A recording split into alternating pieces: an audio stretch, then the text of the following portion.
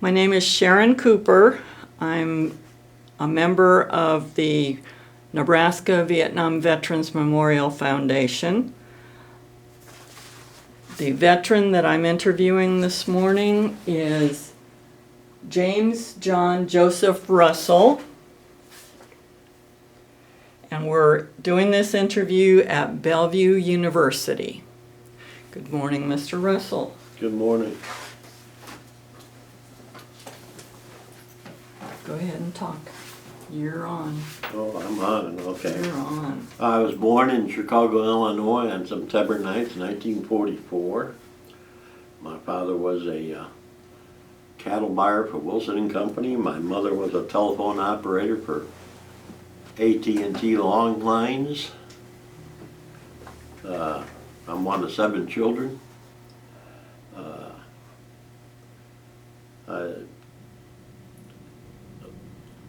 Four of which are now dead. There's only 3 are now dead, and there's 4 left.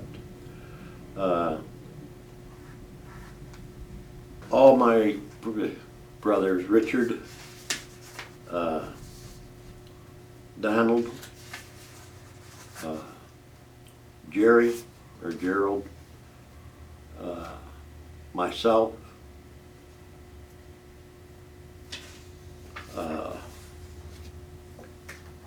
Wayne, and my little sister Sharon all served in the military. The latter 2, Wayne was a captain in the United States Air Force, and my sister was a captain in the United States Army, the Military Police Corps. I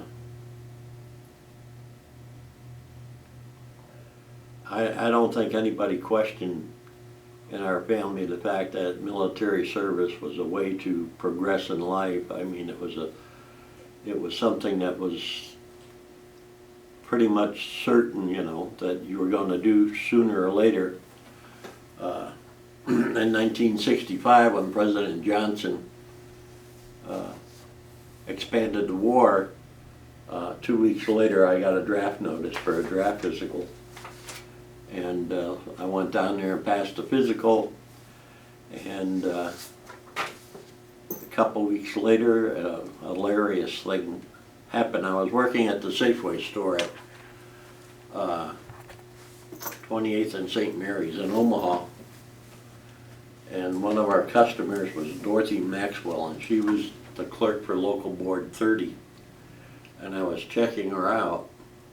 And I asked her, I said, Dorothy, let me know when you're going to send my draft notice so I can join the Air Force. And she says, well, what's your name? And I told her my name, and she said, oh my God, I sent it out today. I went to a telephone and called the Air Force, and they picked me up the next day, and I was gone to the United States Air Force, to Lackland Air Force Base. I still have the draft notice that was set in my record someplace. So. It happened pretty quickly for me. Both my mother and father were ill at the time, so it was pretty nerve-wracking for me to go into the military while the younger 2 were still at home.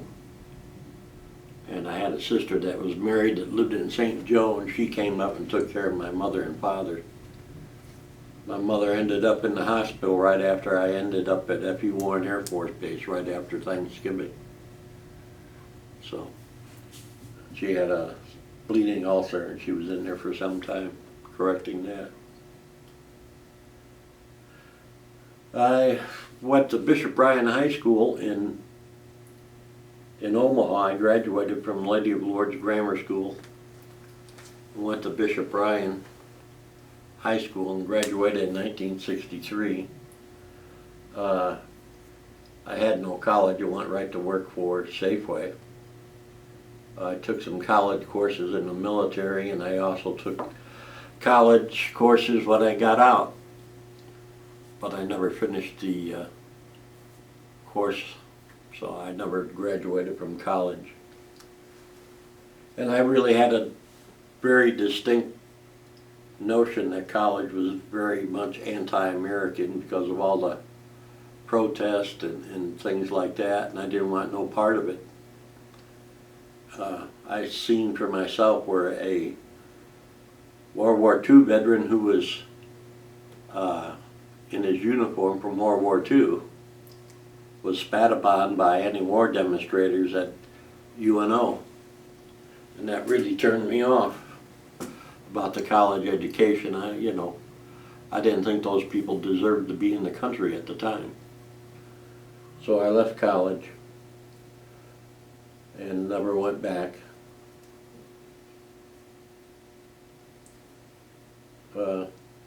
I worked pretty much from age 13 on up in the grocery business as a stock boy and carry out and things like that. And when I entered high school, I pretty much worked full time and went to high school at the same time to pay my tuition.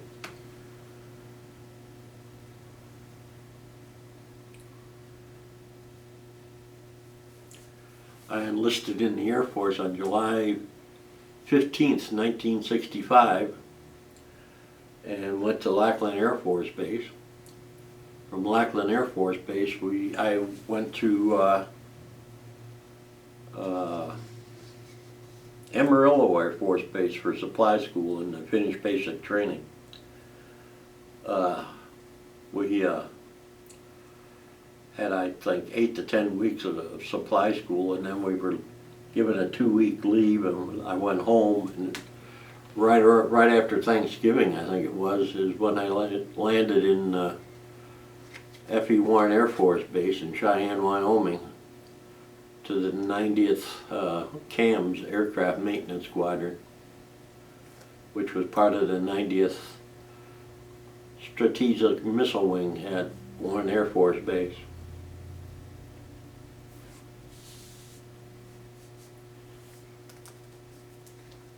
I didn't really, I joined the Air Force because I had 2 older brothers that were in the Army, and they suggested that I take the Air Force because it was somewhat of a easier gig, I guess you want to call it. And I took their advice, and I'm glad I did after hearing what the Army guys went through during Vietnam. So I don't regret joining the Air Force. In fact, I still enjoy the Air Force, but it's changed in so many ways you wouldn't recognize it from when I was in.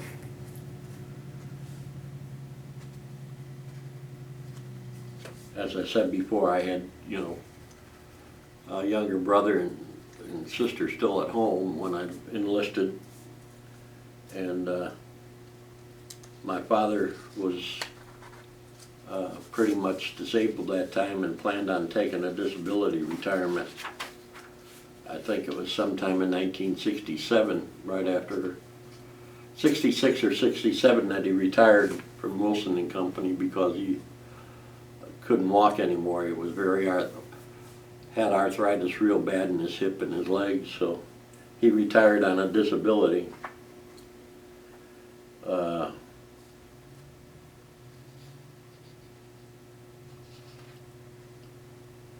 One of the reasons why I went in the Air Force was we had so many Air Force people around us in the apartment houses and stuff where we lived. And being 13, 14 years old, I would go out to the base with them at times and see what it was like. So I had somewhat of an advanced notice about Air Force life and so forth. So it was pretty eye-opening at the time, being that young.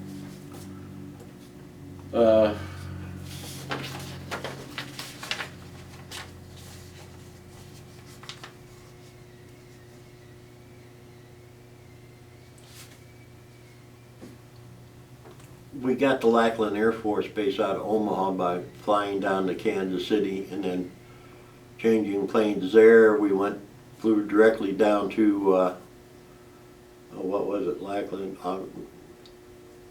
San Antonio, Texas, to the Air Force Base.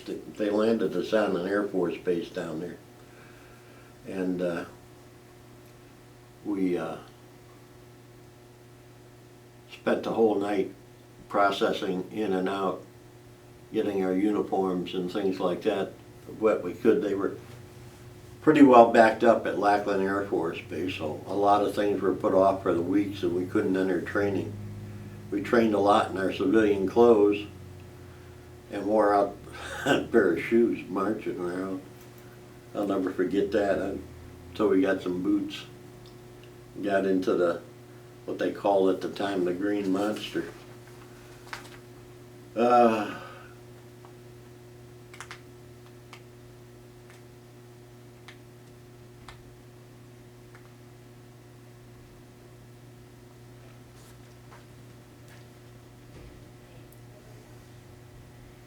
Was that the hardest part of the training?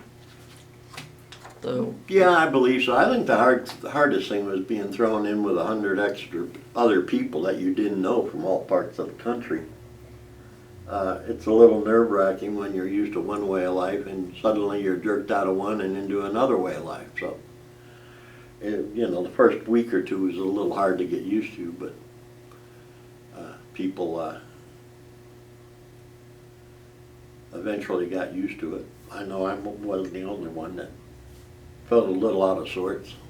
So it's pretty hard to, one day you're in a civilian role and the next day you're in the military role living with 100 other people in an open bay barracks. So it just didn't go too well for, like I say, for the first couple of weeks until you got used to it.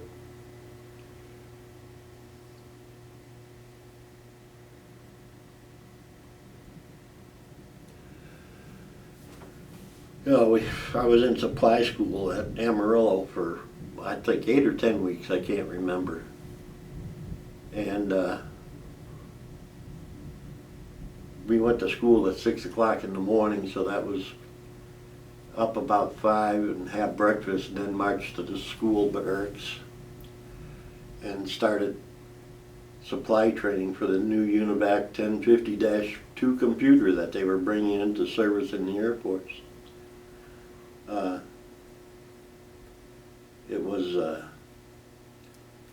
huge machine that took up the whole room. It probably took up a room as big as this building, if I remember right. It was, and the whole new supply system was being set up. So it was something that we had to work at.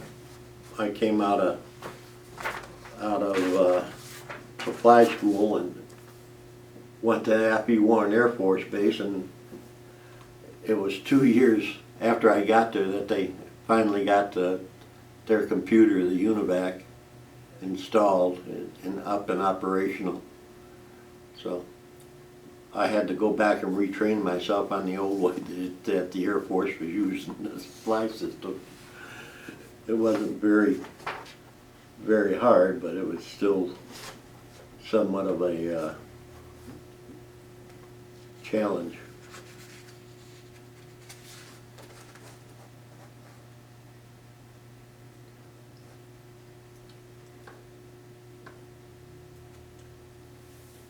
The staff at the training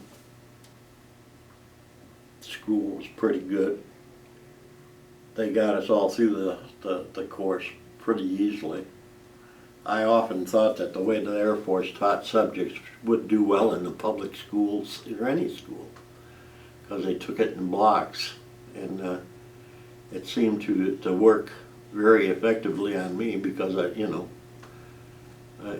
came out pretty good. I think I only had one block that I did poorly in. The rest of them were all in the 90 percentiles, if I remember right.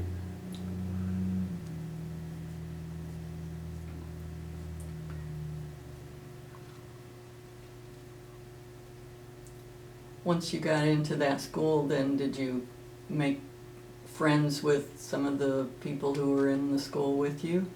Oh yeah, I can't remember any names, but somewhere around the house I have a picture of the people that I was in school with, and their names are on the back of it. 8x10 graduating class, or graduating picture. We were one of the first classes to complete the new supply system schooling for the UNIVAC.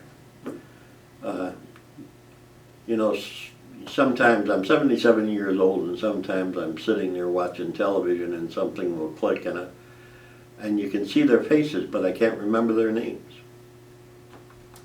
It's silly, but you wonder how they're doing or what happened to them. You know, did they live through the war and things like that? And I've been back to Cheyenne a couple of times to the base and never ran into anybody that I knew, so that was somewhat of a disappointing adventure. So you're not in contact with any of the people that you were in? No, no, I've never been able to connect with anybody. When you were in training, how did you stay in touch with your family? You said that your father was sick, your mom was sick. Mostly by letters. There was when you were at Lackland Air Force Base, they had the telephone exchange where you could call, and I could get information. My sister, who stepped in and took care of them after I left, would call me or go through the Red Cross and let me know if anything. My mother ended up in the hospital with it, like I say, an ulcer operation. She called the Red Cross to notify, but they wouldn't let me go home, so, because she wasn't on death's bed, so it was just a normal ulcer operation. They took, at that time, they took out 3/4 of her stomach, so she was, after that she was very frail and so forth. She was already in her 60s, I think, when I went in the Air Force.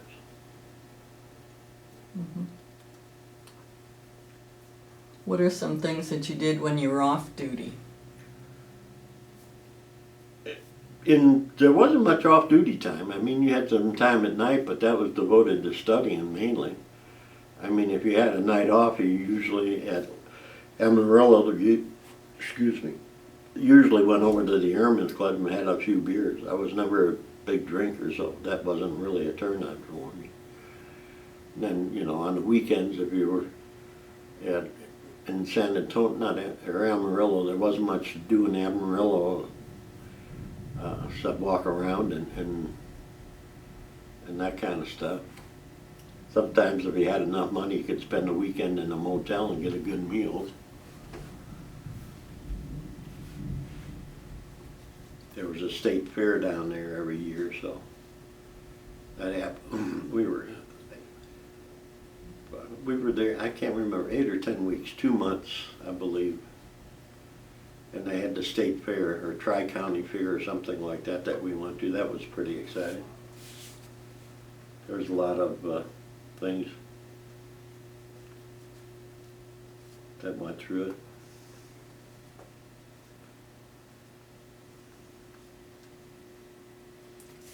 So that was the best thing about being in Amarillo, was the fair? Yeah, probably.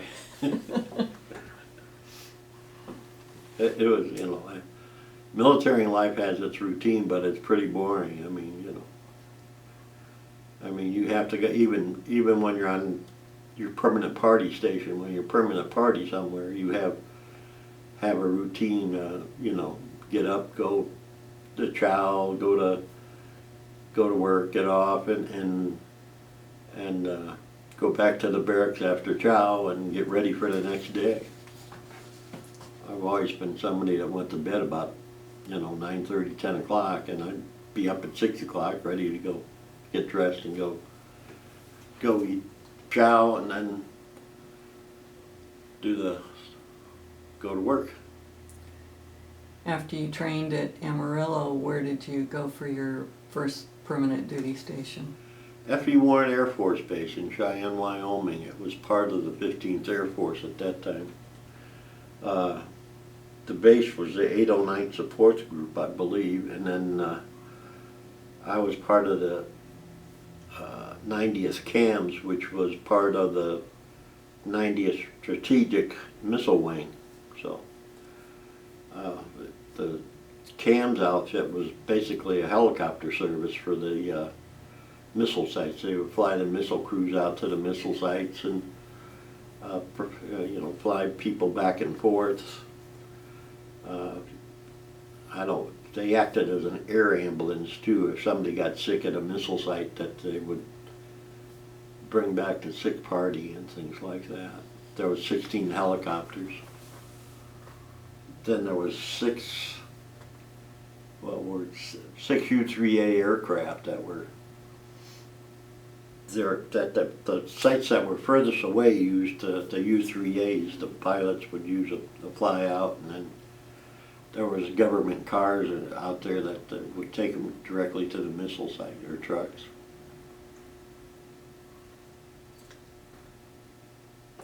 Were you the only supply guy who was at that base?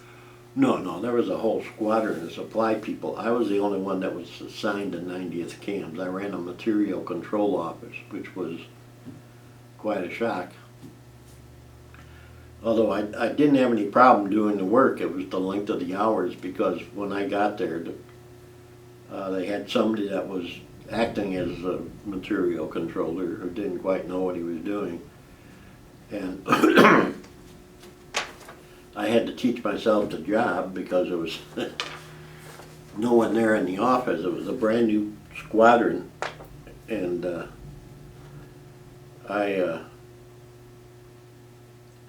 from the time I got there in November of 1965 to the time I left in January of '69, I was the only person that was in that office. There was supposed to be a master sergeant, a staff sergeant, me, and a clerk. So for 3.5 years, basically, I did the job on my own by reading the tech manuals and things like that. And I got my 5 level, as they called it, and qualified for, being promoted. It was, it was a hard job because it was long hours. I would basically handle all the problems during the working hours. Then I would go eat chow, and then I would come back to the office and try and keep all the routine things caught up. Because this was a SAC base, and you had to have all this little stuff caught up, or you would get, if SAC inspectors came in, they would give you a gig for it, and then you had to answer a write-up and all this stuff. So it wasn't easy. Mm-hmm.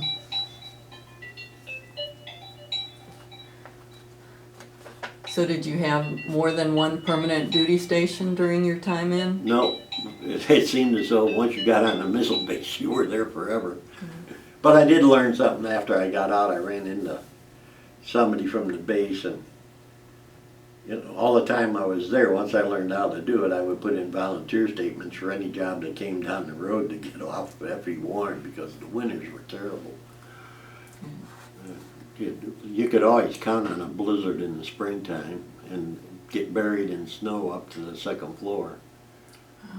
Somewhere in my collection of photographs, I got some photos of people coming out of the 2nd floor of the barracks to dig out the 1st floor so you could get in and out. The weather was just terrible. I don't know how many times I volunteered to go to Vietnam, and I never got there.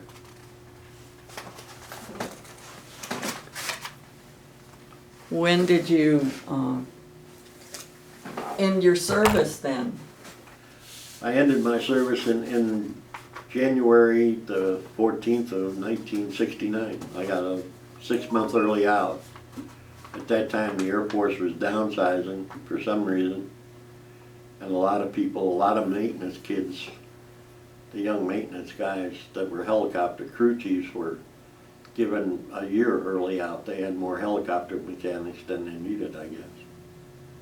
But there was, there was about 150 of us living in the barracks, which I ended up, because I was on the base all the time, I couldn't leave, ended up being the barracks chief, being responsible for them all.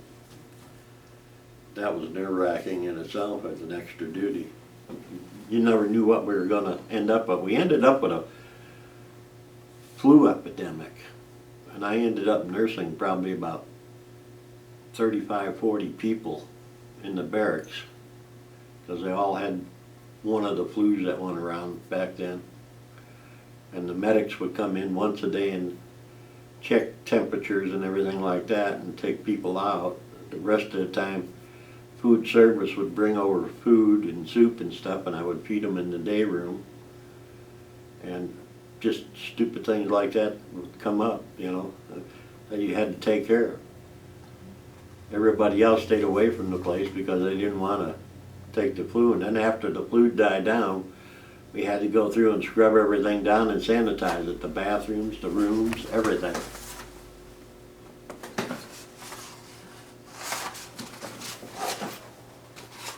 So when you got out, did you go back to Illinois? No, my father got transferred here, so I was actually living in Omaha when I entered the service. My father was the head cattle buyer for Wilson and Company here before he retired. So. And then what did you do after you? Went back in the grocery business. Started back in the grocery store business. Started college, which I left, didn't care for it, and proceeded to earn a living any way I could. I eventually ended up being a Douglas County deputy sheriff for about a year.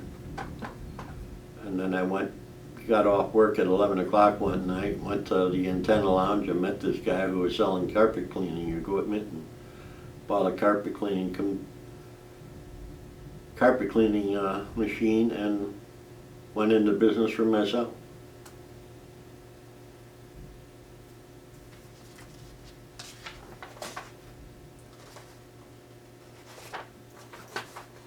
So all of your family was here. Did you ever get married? Yes, got married to Rosemary in 50 years ago this year. Yeah. Right, I think it was the 28th of August, 2 days after Elvis Presley died. She died of cancer of the esophagus. About, let's see, 2006, I believe it was.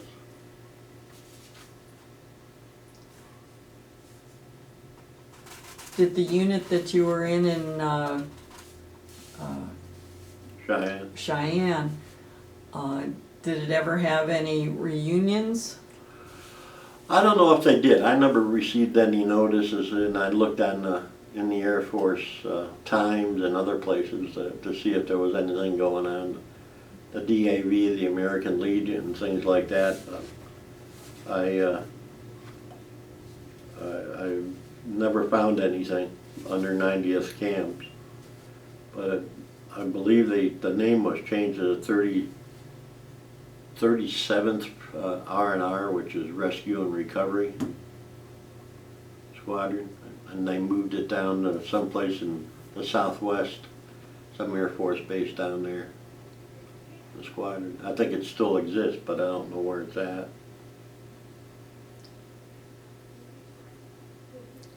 How would you say that the military service affected your life? Well, it very positively. And, you know, I mean, one thing the Air Force always pushed for was education. I mean, the Air Force always had education money that you could get and, you know, use up. I never used it up because I really didn't have the time to apply myself to any type of study. They had college courses right there on the base. But because I had such long hours and I had to do all this stuff that had to be done and working by myself, it just didn't seem feasible at the time.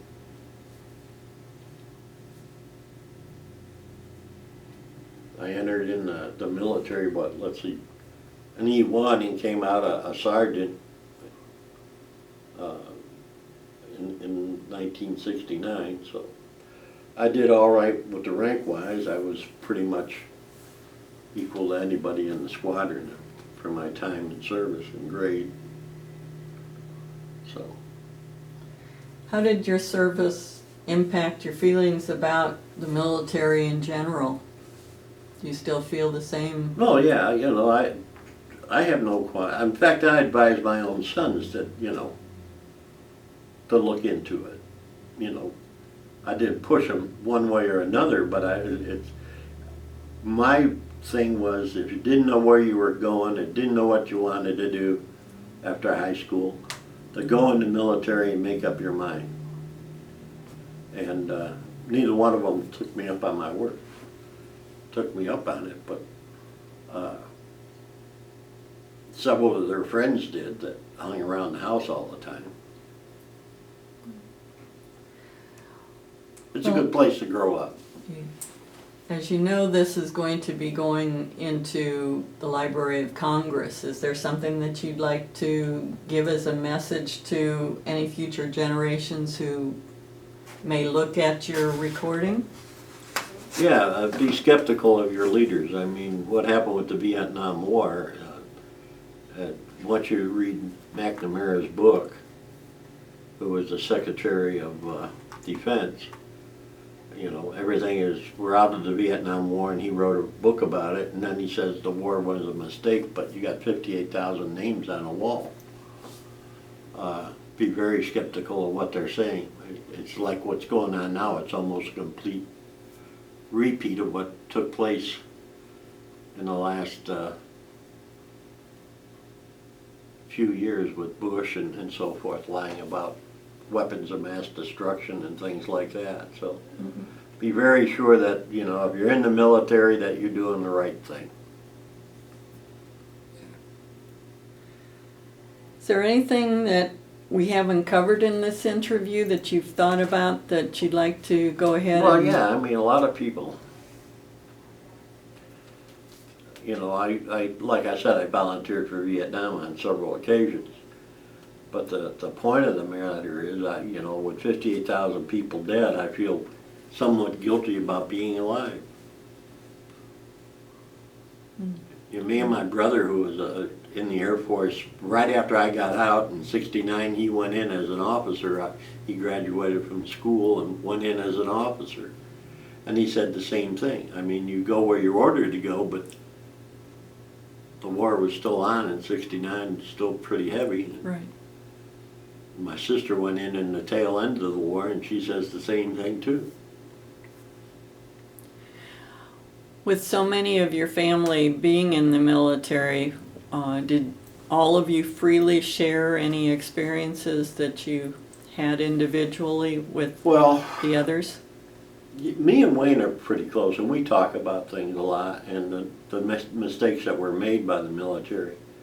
And we say, you know, this privatization of the military that's going on with service squadrons like the food service and what do you want to call it, civil engineering and things like that, where they're bringing in contractors, it leaves the services short when they do enter a war, and then they have to make up time. They have to hurry up and catch up and get the people in there and get them trained to do the job.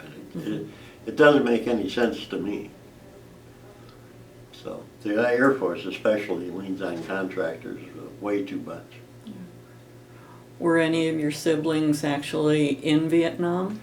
No, none of the siblings. Me, my little brother, and little sister. None of us went to Vietnam. I went to Thailand for 10 weeks, but that was under the Phoenix Project, and they were building helicopter pads in what was supposed to be Thailand. After I read the story in a magazine, I think we're more into Laos than anywhere, you know. All I did was sign checks over there. I mean, they had civilian contractors and pay them, and that was it. Okay, well, you may actually have been entitled to some extra pay. Maybe that's why they didn't tell you. That was probably it. The point of the matter was, like I said, we were in Thailand with we all wore civilian clothes. We all had, once we went out into the jungle, our clothes rotted off of us because The humidity and stuff is just so bad. But I think it was a way to cover up the expenditure of building helicopter bases and bringing in the portable radar systems and things to identify where the SAM's missile sites were that were shooting down our aircraft. So, in fact, I got the magazine story at home That talks about where you were, what yeah, you were doing. what we were doing, yes. Mm-hmm. Somewhere I kept that magazine for the story. In fact, that story in that magazine helped several people get service connection for their PTSD, where they were in Thailand working in civilian clothes and doing things for what the Air Force called the Phoenix Project. And there was people that said things that never happened, but yet there's a big public story about it in the paper, or in the magazine, not the newspaper, but in the magazine.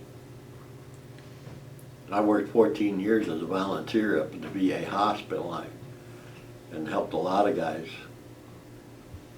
get into the clinic, and